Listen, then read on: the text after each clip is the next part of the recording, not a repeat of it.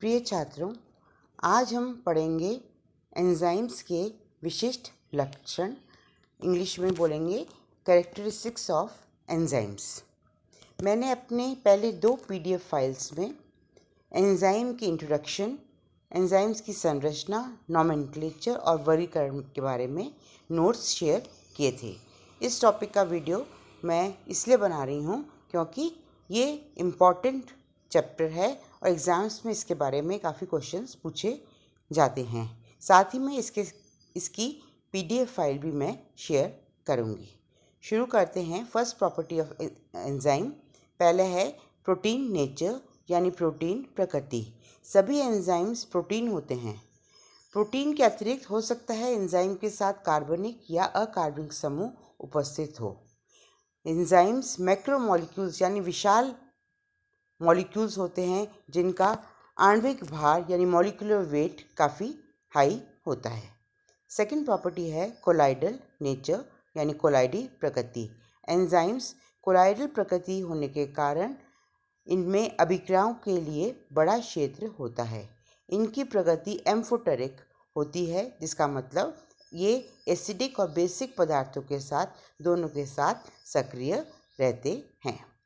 तीसरी प्रॉपर्टी है heat sensitivity, यानी ताप संवेदनशीलता। ताप के प्रति एंजाइम संवेदनशील होते हैं। जितनी भी एंजाइम्स होती हैं उनकी maximum activity 25 to 35 degree temperature पे मैक्सिमम होती है।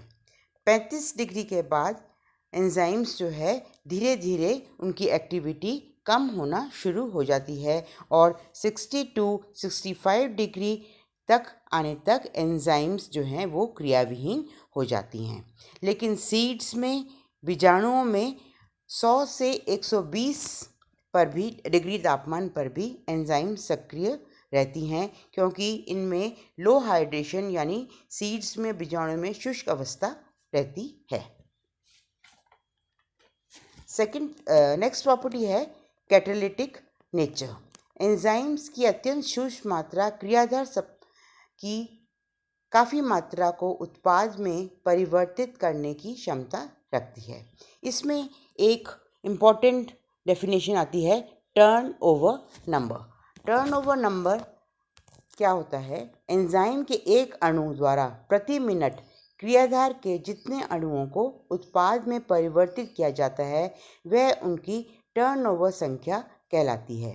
किसी एंजाइम की टर्नओवर संख्या उसकी उत्प्रेरण क्षमता का माप होती है।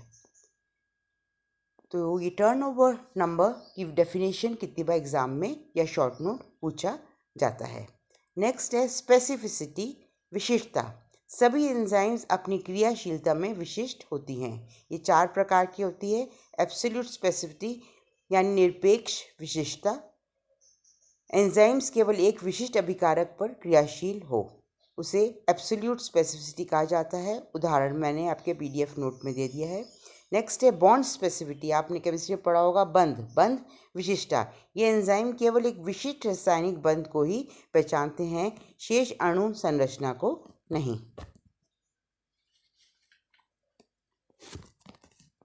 अब आता है ग्रुप स्पेसिफिसिटी, समूह विशिष्टता। ये एंजाइम समीपस्थ क्रियाधारों के समूह पर कार्य कर सकते हैं। जैसे हेक्सोकाइनेज एंजाइम अनेक प्रकार के हेक्सो शुगर पर क्रियाशील रह सकता है। उसके बाद है स्टीरियो स्पेसिफिसिटी, त्रिविम विशिष्टता। कुछ एंजाइम क्रियाधार के विशिष्ट त्रिविम समावयवी रूप यानी ऑप्टिकल आइसोमर्स पर क्रियाशील होते हैं। नेक्स्ट कैरेक्टरिस्टिक है एक्टिवेशन यानी एंजाइम्स की सक्रियता। कुछ पदार्थ ऐसे होते हैं जो एंजाइम की सक्रियता को बढ़ाते हैं। जैसे एग्जाम्पल है, मैंने यहाँ लिखा है प्रीकर्सर्स। तो प्रीकर्सर्स एंजाइम के साथ मिलकर एक्टिव एंजाइम यानी सक्रिय एंजाइम का निर्माण करते हैं। उसके बाद मोस्ट इम्पॉर्टेंट कैरेक्टर एंजाइम्स का आता है एंजाइम इनिबिशन। तो इनिबिटर्स वो पदार्थ होते हैं जो एंजाइम्स की क्रियाशीलता में बाधा उत्पन्न करते हैं या एंजाइम्स की क्रियाशीलता को कम करते हैं। इसमें 2 प्रकार के इनिबिशन होते हैं, कम्पिटिटिव इनिबिशन और नॉन कम्पिटिटिव इनिबिशन, या हम कहेंगे कॉम्पिटिटिव इनिबिटर्स या नॉन कॉम्पिटिटिव इनिबिटर्स। अब आप देखिए, कॉम्पिटिटिव इनिबिशन, इन इनिबिटर्स की संरचना अभिकारक से मिलती जुलती होती है। इस वजह से ये एंजाइम की एंजाइम के सक्रिय स्थल पर व्यवस्थित होकर उसे अभिकारक के लिए अनुपलब्ध कर देते हैं। एग्जाम्पल आप देख रहे हो, दो संरचनाएं देख रहे हो, मेलोनेट और सक्सिनेट। मेलोनिक एसिड और सक्सिनिक एसिड की संरचना में आपको ग्रीन पेन से दिखाया है समानता है। तो मेलोनेट एक इनिबिटर है। सक्सिनिक एसिड एंजाइम डिहाइड्रोजनेज की प्रेजेंस में फ्यूमिक एसिड का निर्माण करता है। लेकिन अगर मेलोनेट प्रेजेंट होता है तो एंजाइम की एक्टिविटी में कमी आ जाती है। तो ये जो कॉम्पिटिटिव इनिबिटर्स हैं, ये एंजाइम की एक्टिव साइट्स के लिए सबस्ट्रेट से compete यानी प्रतियोगिता इनमें होती है। और एक बात ध्यान रखिएगा, यहाँ मैंने नहीं लिखा है, कॉम्पिटिटिव इनिबिशन जो है रिवर्सिबल होता है। नेक्स्ट है नॉन कॉम्पिटिटिव इनिबिशन।